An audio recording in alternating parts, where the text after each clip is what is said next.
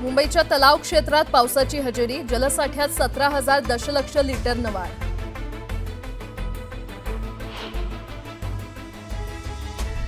मुंबई पालिकेच्या के पश्चिम विभागात आज 11 तास पाणी पुरवठा बंद. मुंबईकरांना पाणी जपून वापरण्याचं आवाहन.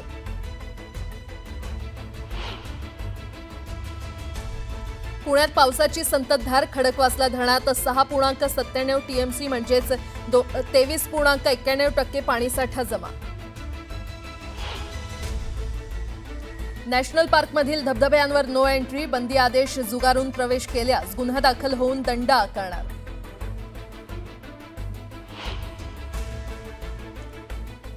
पहाडी गोरेगावमधील 332 विजेत्यांची हक्काच्या घराची प्रतीक्षा संपली. म्हाडाच्या पंचतारांकित गृहप्रकल्पातील इमारतीला अखेर निवास दाखला प्राप्त.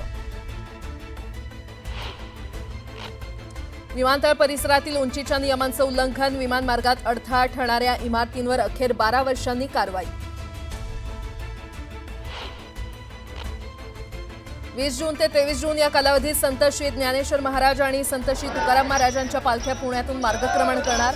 8,000 पोलीस तैनात.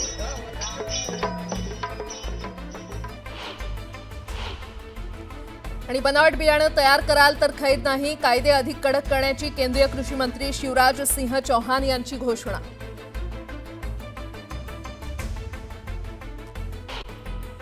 पाटलांनी उदय सामंत यांची भेट घेतली. दोघांमध्ये तब्बल 1.5 तास चर्चा झाल्याची माहिती सूत्रांनी दिली आहे. उपमुख्यमंत्री एकनाथ शिंदेंच्या सूचनेवरूनच ही भेट झाल्याची माहिती आहे.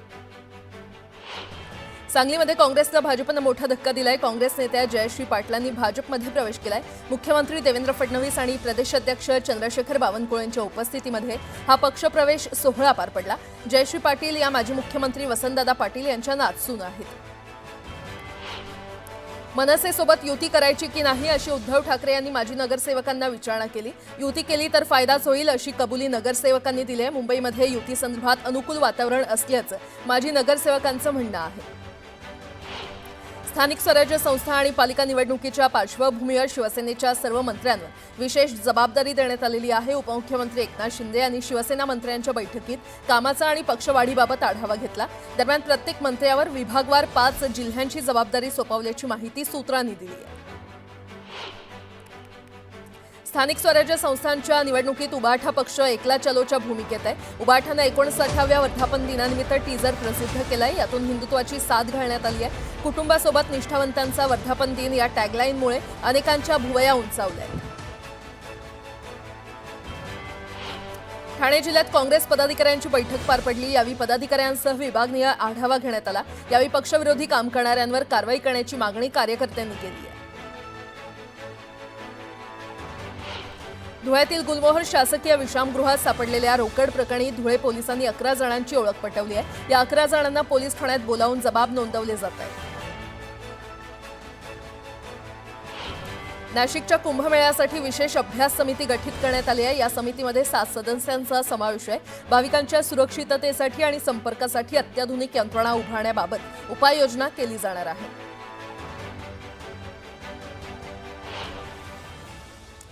सविस्तर बातमी पाहूयात. आज आषाढी वारीनिमित्त संतश्रेष्ठ योगीराज ज्ञानेश्वर माऊलींचा पालखी सोहळा आज प्रस्थान होणार आहे आणि या सोहळ्यामध्ये सहभागी होण्यासाठी राज्यभरातील लाखो वारकरी भाविक हे आळंदीमध्ये दाखल झालेत. पहाटे 4:30 वाजता श्रींच्या समाधीला अभिषेक घातल्यानंतर आता भक्तगण माऊलींच्या समाधीचं दर्शन घेत आहेत. या सोहळ्यानिमित्त केल्या जाणाऱ्या कीर्तनाची सुरुवात 9 वाजता होईल आणि त्यानंतर पुन्हा एकदा समाधीच्या दर्शनासाठी भक्तांना वेळ दिला जाईल.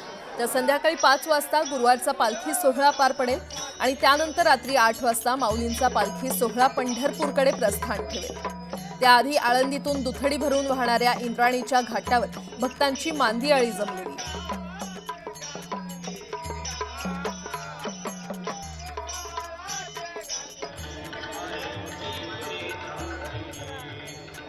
तर मंदिराला फुलांची आकर्षक अशी सजावट करण्यात आलेली आहे. माऊलींची पालखी आज प्रस्थान ठेवणार आहे.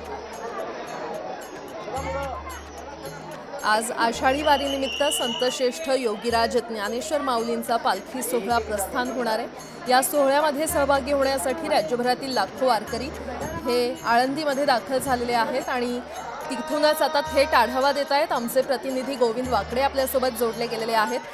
गोविंद, ज्ञानेश्वर माऊलींचा पालखी सोहळा आज प्रस्थान होणार आहे. लाखो वारकरी या सोहळ्यात सामील होणार आहेत. काय सध्या वातावरण आहे?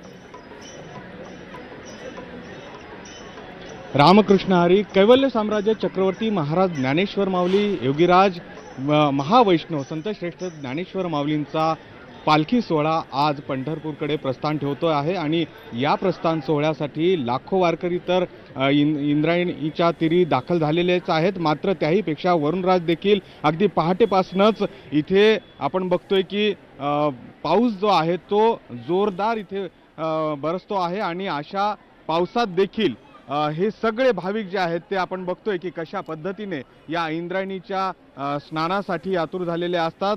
इंद्रायणी स्नान करीती प्रदक्षिणा तुटती याचना सकळ त्यांच्या असं म्हटलं जातं आणि म्हणून पावसात भिजल्यानंतरही हे स्नान महत्त्वाचं आहे. हे स्नान झाल्यानंतर प्रदक्षिणा आणि त्यानंतर माऊलींच्या समाधीचं दर्शन अशा हा नित्यक्रम असतो आणि त्यानुसार आपण बघतो की दुथडी वाहणारी ही इंद्रायणी आणि त्याचबरोबर आज जो माऊलींचा पालखी सोहळा रात्री 8 वाजताच्या सुमारामध्ये प्रस्थान ठेवेल. तत्पूर्वी हे जे सगळे भाविक आलेले आहेत त्यांच्या नेमक्या काय भावना आहेत? खरं तर दरवर्षीचा हा सोहळा, पण दरवर्षी ही परंपरा आपल्याला जपायची आहे आणि पंढरपूर जिथे आपल्या जीवाची गुढी आहे तिथे आपल्याला जायचं आहे. काय आत्ताच्या भावना आहे? माझ्या मनीची आवडी पंढरपुराने येईन गुढी, पांडुरंगी मन रंगले गोविंदाची गुणी वेधले. संतश्रेष्ठ श्री ज्ञानेश्वर महाराजांचा हा पालखी सोहळा आज सायंकाळी आळंदीतून पंढरपूरकडे प्रस्थान होतोय. लाखोंच्या संख्येने भाविक महाराष्ट्रातून आणि महाराष्ट्राच्याही बाहेरून आळंदीमध्ये उपस्थित आहेत. वरुणराजाची उपस्थिती यावर्षी खूप सुंदर आहे. दरवर्षी वारीची एक आतुरता वारकऱ्यांच्या मनामध्ये असते, ती दाटून येते की कधी मी माझ्या ज्ञानोबरायांच्या तुकोबरायांच्या सानिध्यामध्ये आपले इष्ट आराध्य पांडुरंगाला भेटण्याकरता आम्ही कधी जाऊ आणि तो क्षण हा फार आनंदाचा आणि मोलाचा असतो.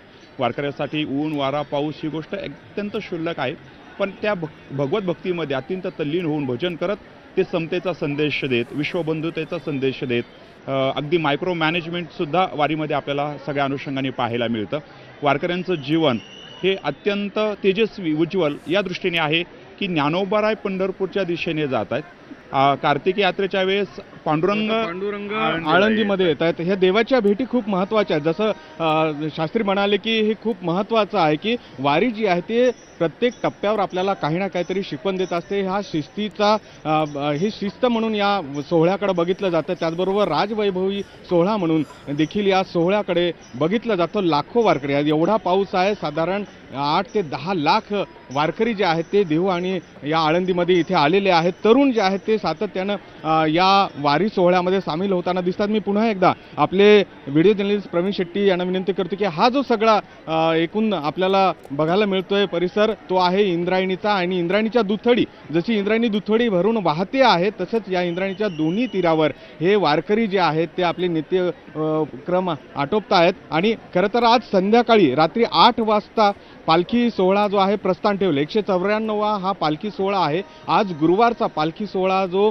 दर गुरुवारी असतो त्यामुळे आजचा पालखी सोहळा हा उशिराने होणार आहे. सगळ्यात महत्त्वाचं आहे कारण की दर गुरुवारी माऊलींच्या पादुकांची जी प्रदक्षिणा असते ती करण्याची प्रथा आहे आणि त्या प्रथेमुळे संध्याकाळी 5 वाजता सुरुवातीला गुरुवारचा पालखी सोहळा जो नित्य होत असतो तो होईल आणि त्यानंतर जो मुख्य आषाढी वारीचा पालखी सोहळा आहे श्रींच्या चलपादुका ज्या आहेत त्यांचं प्रस्थान पंढरपूरकडे होईल. आपण जसं म्हणालो की तरुणांचा ओढा वाढतोय. तुम्ही अध्यात्माचं सगळं शिक्षण घेतात आणि त्यातलं हे सगळ्यात मोठं शिक्षणाचं विद्यापीठ म्हणावं लागेल अशा पद्धतीचा हा वारी सोहळा. काय भावना? आता आम्ही तरुण पिढीला हे वारीचं प्रस्थान पाहण्याचा एक योग मिळालेला आहे. वारी म्हणजे काय आहे? वारी म्हणजे मणिपुरातून निघलेला प्राणवायू ब्रह्मरंध्रात जाऊन मिळणं म्हणजे वारी आहे. वारी म्हणजे ज्ञानोबरायांच्या भाषेत सांगायचं तर ज्ञानोबराय ज्या पद्धतीने सांगतात ज्ञान आणि भक्ती एकाच नाण्याचे 2 पैलू आहेत. ते नाणं म्हणजे वारी आहे आणि हा वारीचा सोहळा आमच्या तरुण पिढीला एक प्रेरणा देणारा प्रस्थान सोहळा. आपण बघतोय की ह्या तरुणांच्या भावना आहेत आणि कुठेतरी अध्यात्माची जोड जर आयुष्यात असेल तर ऐसा सुख सोहळा स्वर्गी नाही आणि तो सुख सोहळा. गोविंद, खरं तर भाविकांमध्ये हा उत्साह पाहायला मिळतोय. तुमचा देखील उत्साह आहे, असाच तो कायम राहू दे. धन्यवाद या संपूर्ण आढाव्यासाठी.